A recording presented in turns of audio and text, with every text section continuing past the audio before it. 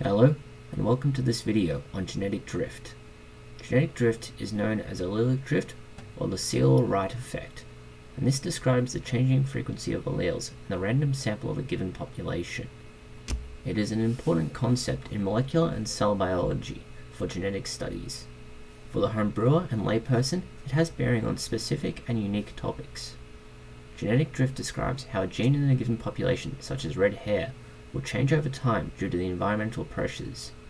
This form of natural selection results in either a net positive gain in the trait or a net decrease based on the fitness of the species and the individual, along with the environmental pressures. For the purposes of this video, it will be discussed in relation to yeast.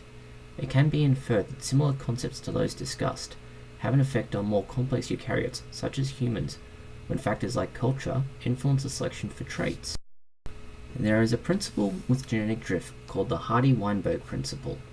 This states that there should be no movement of allelic frequency between generations unless an outside force takes effect.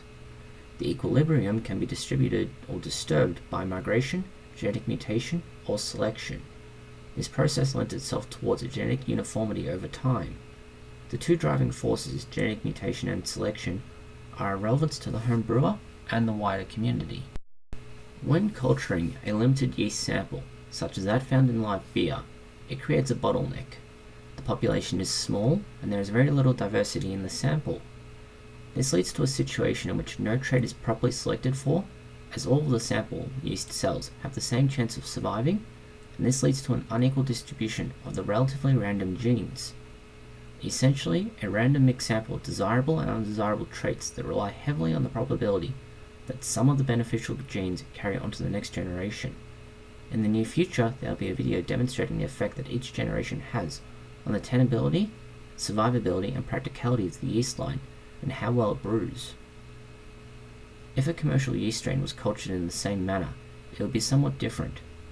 This is due to the high conformity of the yeast culture at the start.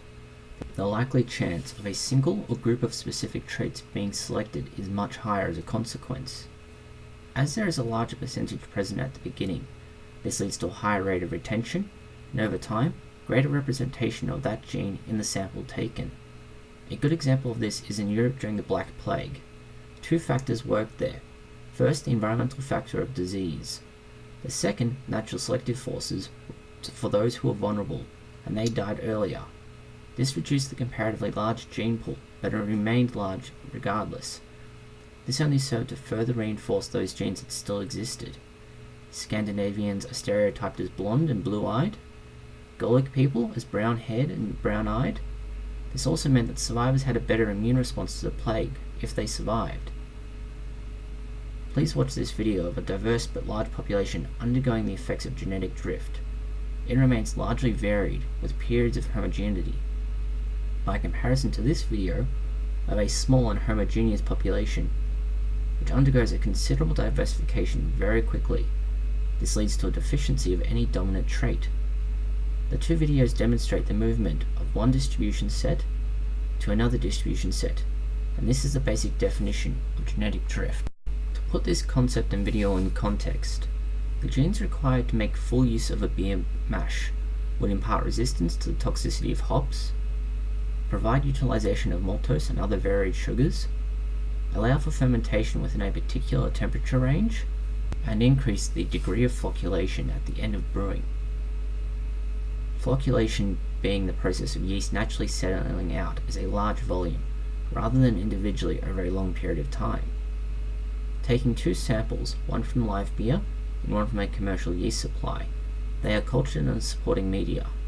The live beer yeast begins with a small number of cells, a small variety of genes, and grows at a slower rate. This leads to a higher proportion of mutations in the overall population. This means that after a short period of time, the pool of yeast cells differing in function, ability, and mortality. This reduces resistance to hops toxins, reduces sugar utilization, and creates a more delicate temperature requirement, and ultimately less flocculation. This problem is compounded generation after generation as the genes that are necessary are lost, mutate, or die out. Further to this, the different strains do not readily mix, as each mutant strain creates an independent colony. This can lead to speciation, specialized subsets of yeast, distinct from the original stock, and an inconsistent result when brewing.